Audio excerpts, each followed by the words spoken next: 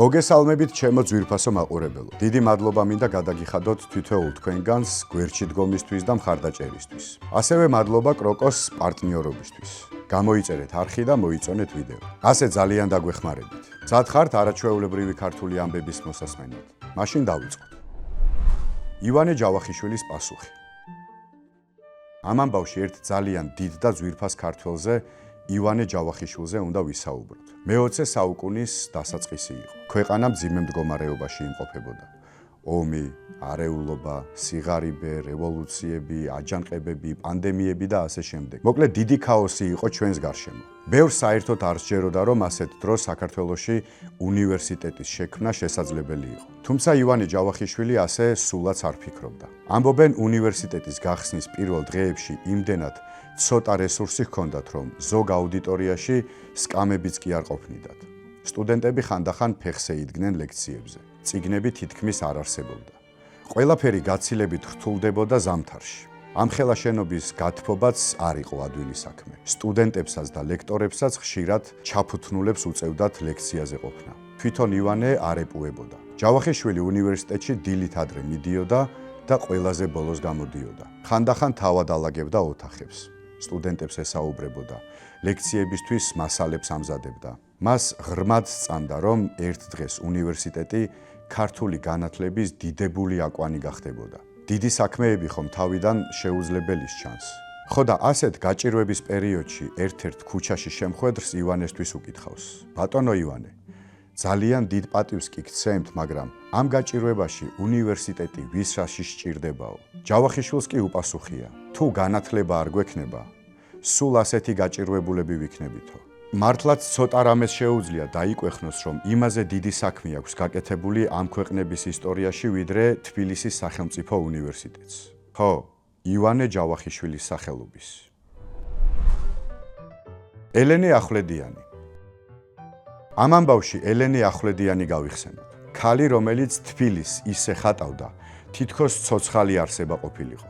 ელენე ახვლედიანის ნახატები დღემდე აღფრთოვანებას იწვევს მნახველებში. ამის გარდა თეატრის მხატვარიც იყო და ამ მიმართულებითაც დაამახსოვრა თავი ქართველ მაყურებელს. გააფორმა 72 სპექტაკლი, როგორც თბილისის და საქართველოს სხვა ქალაქების, ისე მოსკოვის, პეტერბურგის, კიევისა და ხარკოვის თეატრებში. ძალიან ნიჭიერი ქალბატონი იყო ელენე. რაც შეეხება მის ნახატებს, მისი ნახატებიდან განსაკუთრებულ ყურადღებას თბილისური პეიზაჟები იქცევს. ელენე ძველი თბილისის ქუჩებში საათობით დადიოდა. აკვირდებოდა აივნებს, ფანჯრებს, კიბეებს, ეზოებს. ბევრს უკვირდა, რას ხედავდა ისეც, რასაც ხვები ვერ ამჩნევდნენ. ამ სეირნობაში ერთ ძველ სახლთან გაჩერდებოდა. კედლები ჩამონგრეული იყო. აივანი გადახდილი. სხვას ალბათ უბრალო ნანგრევი ეგონებოდა. აი ელენე კი მოულოდნელად იტყოდა შედევრია.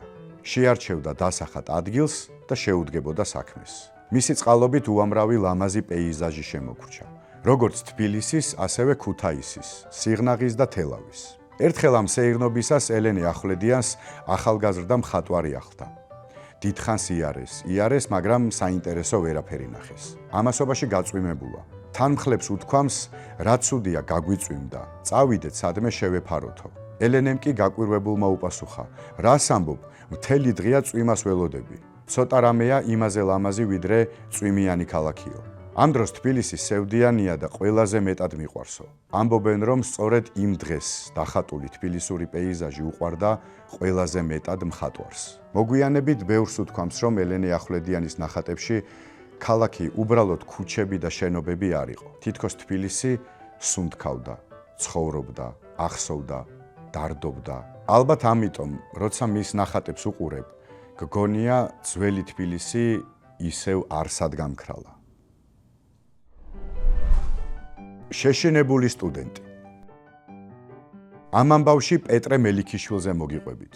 ძალიან ცოტა რამე ვიცით უნივერსიტეტის პირველ რექტორზე. ალბათ მკაცრი ადამიანი წარმოგიდგენიათ. სულაც არა. პირიქით, ეს ქართველი მეცნიერი განსაკუთრებით ლმობიერი იყო სტუდენტების მიმართ. წარმოიდგინეთ ახალი გახსნილი უნივერსიტეტი. ხომ არ დააფრთხობ სტუდენტებს. ამიტომ პეტრე განსაკუთრებული ლმობიერებით ექცეოდა მათ. წარმოიდგინეთ ის ქიმიკოსი იყო და ქიმიას ასწავლიდა. ხომ იცით როგორი მეცნიერებაცაა ქიმია? ერთი თუ ვერ დაინტერესდი და გული ვერ დაუდე, მორჩენილია. აღარ გაინტერესებს. ამიტომ მელიქიშვილი ისეთი სიმარტივით უხსნიდა სტუდენტებს ურთულეს მეცნიერებას, რომ თითქოს უბრალო ამბავს უყვებოდა.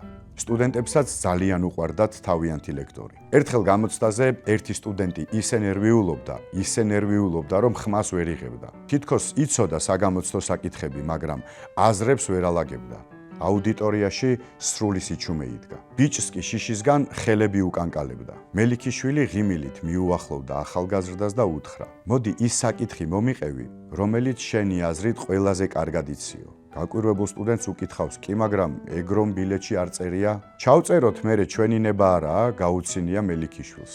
სტუდენტიც ცოტა მოეშვა, კანკალმა გაუარა, გამხნევდა და ბრწყინვალედ ჩაარაკრაკა საკითხი, რომელიც ყველაზე კარგად იცოდა. შემდეგ იცით რა მოხდა? რადა ამ საკითხს მოაყოლა ყველა სხვა საკითხი, რომელიც ბილეთში ეწერა და ფრიადიც დაიმსახურა. ასეა მეგობრებო, გააჩნია მიდგომას. უდიდესი მნიშვნელობა აქვს, როგორ უდგება ესა თუ ის მასწავლებელი ან ლექტორი მოსწავლეებთან ურთიერთობას. ასეთი დიდი ადამიანი იყო პეტრე მელიქიშვილი. დაგვიწერეთ კომენტარებში თქვენ თუ გახსენდებათ რაიმე მსგავსი შემთხვევა საკლასო ოთახში ან აუდიტორიაში მომხდარი. დღეისათვის სულ ეს იყო. გამოიწერეთ არხი, მოიწონეთ ვიდეო და ვიმეგობროთ. დროებით.